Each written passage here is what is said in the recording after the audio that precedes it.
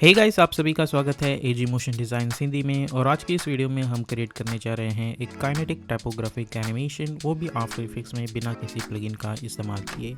और अगर आपको मोशन ग्राफिक्स से रिलेटेड और भी सारी चीज़ें सीखना पसंद है तो आप मेरी यूडेमी कोर्सेज भी ज्वाइन कर सकते हैं। इनका लिंक मैंने डिस्क्रिप्शन में दे दिया है। और अगर आप इस चैनल पर नए हो तो इस चैनल को सब्सक्राइब कर दीजिएगा और बेल आइकॉन पे भी क्लिक कर दीजिएगा। तो बिना वक्त ज़ाय किए चलिए स्टार्ट करते हैं।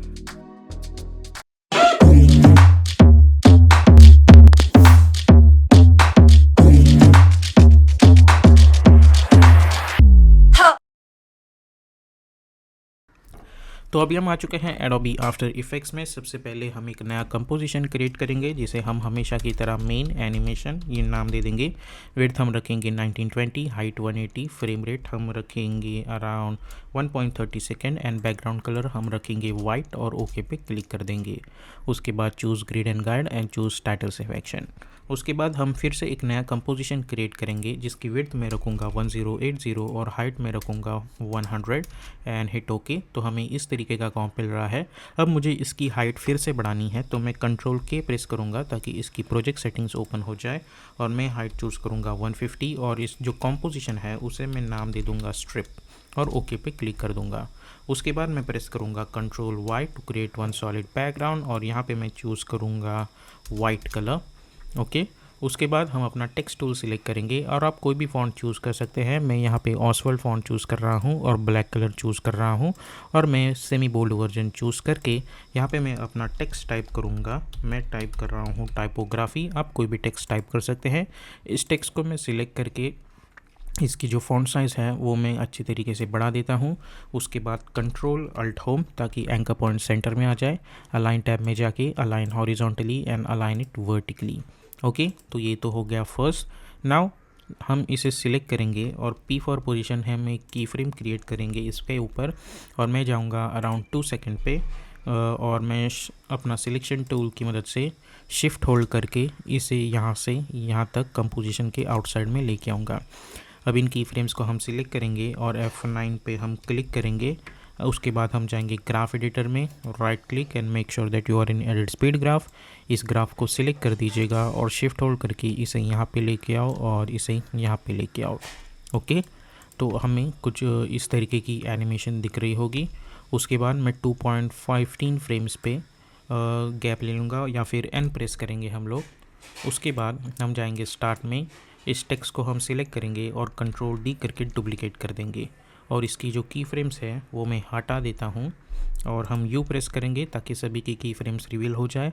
और मैं जाऊँगा अराउंड 2 सेकेंड पे और इस पॉइंट पे ये जो सेकेंड टेक्स्ट है उसे मैं इस फर्स्ट टेक्स्ट से पेरेंट कर दूँगा। और अब जब आप ये एनिमेशन देखोगे हमें कुछ इस तरीके की एनिमेशन दिख रही होगी। उसी के साथ साथ मैं चाहता हूँ कि यहाँ पे कलर्स का भी एनिमेशन हो, तो उसके लिए मैं राइट क्लिक न्यू और एक एडजस्टमेंट लेयर बनाऊँगा और इसे इफ़ेक्ट एंड प्रीसेट्स पैनल में जाके मैं टिंट इफ़ेक्ट अप्लाई कर दूँगा और यहाँ पे हम कलर स्वैप कर देंगे ताकि ब्लैक का वाइट एंड वाइट का ब्लैक हो जाए। और ये एडजस्टमेंट लेयर मैं P फॉर पोजीशन से एक की फ्रेम यहाँ पे ला के रख देता हूँ। एक की फ्रेम बना देंगे, थोड़ा आगे जाके अराउंड 2 सेकेंड पे इसे यहाँ से ऊपर ला के रख देंगे। इन की फ्रेम्स को सिलेक्ट करो, F9 पे क्लिक कर दो, फिर जाओ ग्राफ एडिटर में, इस ग्राफ को सिलेक्ट करके शिफ्ट होल्ड करके इसे यहाँ पे लेके आओ और इसे यहाँ पे लेके आओ। ओके, तो हमें इस तरीके की एनिमेशन मिल रही होगी। अगर आप चाहे तो इसे यहाँ से पीछे तक भी ले आ सकते हैं। तो हम जब ये एनिमेशन देखेंगे हमें कुछ इस तरीके का एक कंटिन्यूस एनिमेशन यहाँ पे मिल रहा होगा। अगर आप चाहे तो इसे 2 सेकंड तक भी ला के रख सकते हैं जहाँ पे हमारा ओरिजिनल एनिमेशन था। उसके बाद मैं इस वर्क एरिया में राइट क्लिक करके चूज़ करूँगा trim comp to work area ताकि ये एरिया यहाँ तक ही सीमित रहे। उसके बाद हम जाएंगे मेन एनिमेशन कॉम्प में, मैं कंट्रोल 0 प्रेस करके अपना जो स्ट्रिप कॉम्प था मैं उसे यहाँ पे ला के रख देता हूँ।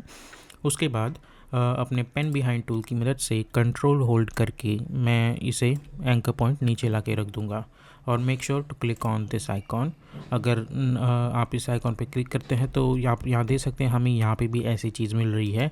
सो आई थिंक हमें ये आइडिया स्किप करना होगा, हमें इस आइकॉन को डिसेबल करना होगा। ठीक है, उसके बाद मैं जाऊँगा somewhere around at the end of this composition, यानी कि यहाँ पे।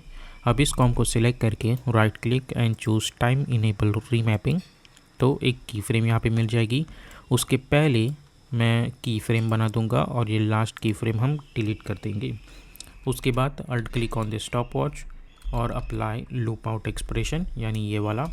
ठीक है, अब इस कॉम के ड्यूरेशन को मैं बढ़ा दूंगा कुछ इस तरीके से।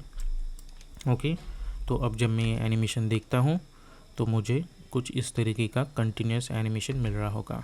अब मैं इसे सिलेक्ट करूँगा और प्रेस वी और शिफ्ट होल्ड करके जूम इन करता हूँ थोड़ा, और इसे यहाँ पे लेके आता हूँ कुछ इस तरीके से, और इसे कन्वर्ट कर दूँगा मैं 3D लेयर में। ओके, 3D लेयर में कन्वर्ट करने के बाद मैं आर फॉर रोटेशन इसे एक्स डायरेक्शन में अपने हिसाब से रोटेट कर सकता हूँ।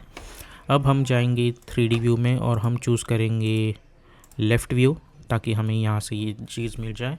और हम अल्ट क्लिक करेंगे ऑन द स्टॉप वॉच और यहाँ पे मैं open and close square bracket type करूँगा। उसके अंदर मैं टाइप करूँगा रोटेशन। ठीक है, again open and close square bracket and 0।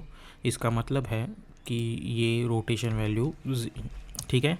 उसके बाद मैं अगर इस पे +20 टाइप करता हूँ तो आप देख सकते हैं कि ये 20 यूनिट से आगे बढ़ चुका है। उसके बाद इस 20 के आगे अगर मैं प्लस इंडेक्स या फिर not plus index but star index type करता हूँ, ठीक है, तो उसके बाद होगा ये कि जितनी भी मैं मल्टीपल कॉपीज़ कंट्रोल डी करके डुप्लीकेट करूँगा, ये हर एक में 20 यूनिट्स ऐड करता जाएगा। और ये चीज़ मैं तब तक करूँगा जब तक यहाँ पे एक प्रॉपर सर्कल कंप्लीट ना हो। तो आप देख सकते हैं इस तरीके से डिज़ाइन बन चुका है लेफ़्ट व्यू में। और अगर मैं इसे एक्टिव कैमरा में देखता हूँ तो मुझे इस तरीके की चीज़ मिल रही होगी। और आप देख सकते हैं यहाँ पे टेक्स्ट हमें दिख रहा है, लेकिन ये टेक्स्ट मुझे ज़्यादा विजिबल नहीं लग रहा। तो उसके लिए हम क्या कर सकते हैं, मैं यहाँ पे 20 की जगह 30 करके देखता हूँ, ठीक है। और देखते हैं लेफ़्ट व्यू से मैं इसे कंट्रोल डी कर देता हूँ ताकि कंप्लीट एक सर्कल बन जाए। अब इसे देखते हैं फिर से एक्टिव कैमरा व्यू में। I think this much looks good. तो हमें इस तरीके की एनिमेशन दिख रही होगी। उसके बाद राइट क्लिक न्यू और एक नल ऑब्जेक्ट बनाएंगे। इन सभी को उस नल ऑब्जेक्ट से पेरेंट कर देंगे। ओके, अब इस नल ऑब्जेक्ट को सिलेक्ट करो, आर फॉर रोटेशन मैं एक की फ्रेम बना दूंगा। ओके, 2.15 पे या फिर आप इसे समवेयर अराउंड 6 सेकेंड पे, या फिर देखते हैं हम स्टार्ट में कौन सा है।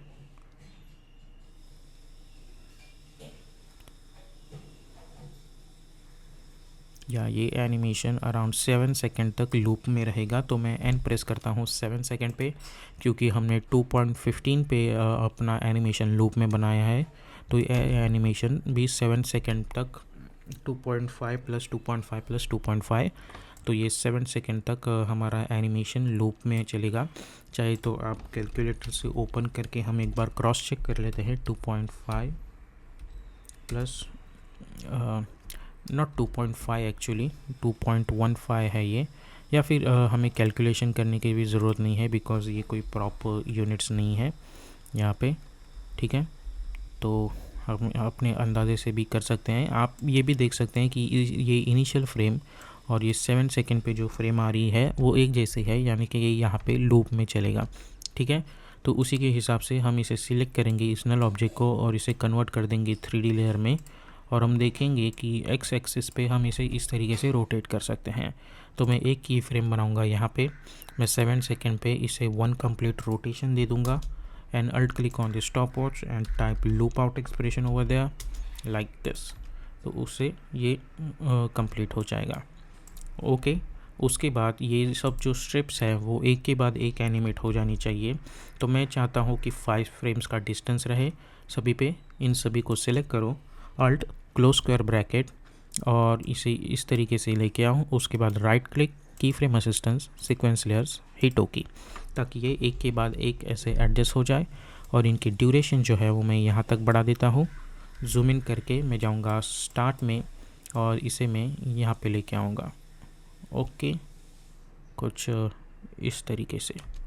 तो आप देख सकते हैं कि हर एक के बीच में मुझे इस तरीके का एक एनिमेशन मिल रहा है और 7 सेकेंड पे ये एनिमेशन अपने आप में ही बन जाएगा लूप में।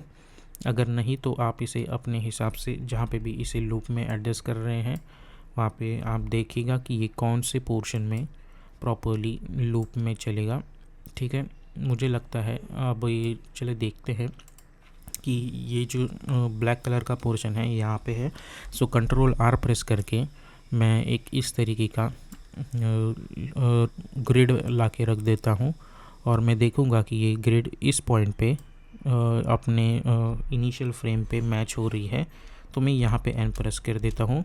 सिमिलरली ये जो रोटेशन है हमें ये भी यहाँ पे ला के रखना होगा कुछ, आई थिंक इस तरीके से हमें इसे एडजस्ट करना है। या फिर आप ये रोटेशन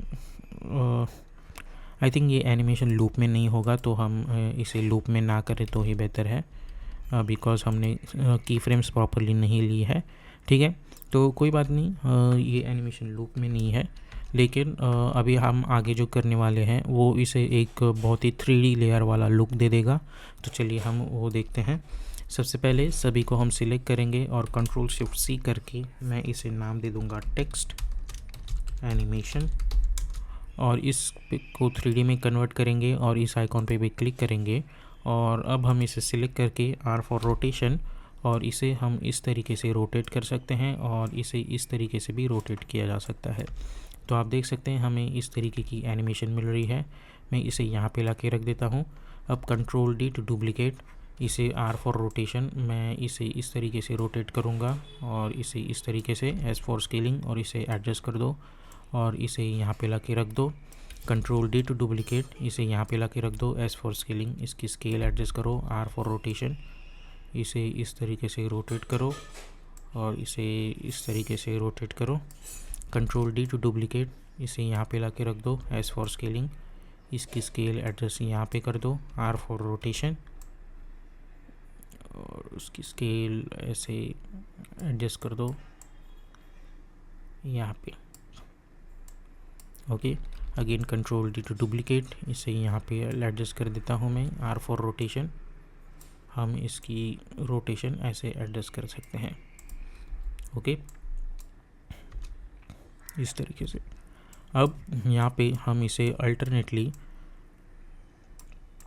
इनकी टाइमलाइन एडजस्ट करके सभी को स्टार्ट में लेके आ जा सकते हैं, तो जिससे हमें इनके एनिमेशंस में फ़र्क दिखेगा।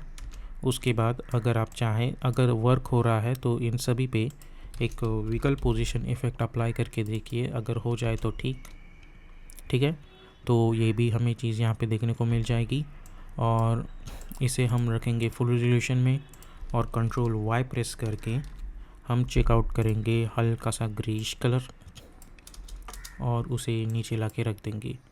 इसी में जो ये जो फर्स्ट है उस पर सिलेक्ट करके इस पर अप्लाई कर देता हूँ drop shadow effect and double click to apply.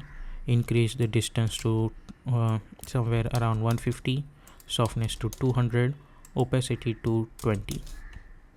अब इसे ड्रॉप शैडो को कंट्रोल सी करके कॉपी करो और सभी बचे हुए लेयर्स पे कंट्रोल वी करके पेस्ट कर दो। ठीक है, तो हमें इस तरीके की चीज़ यहाँ पे मिल रही होगी।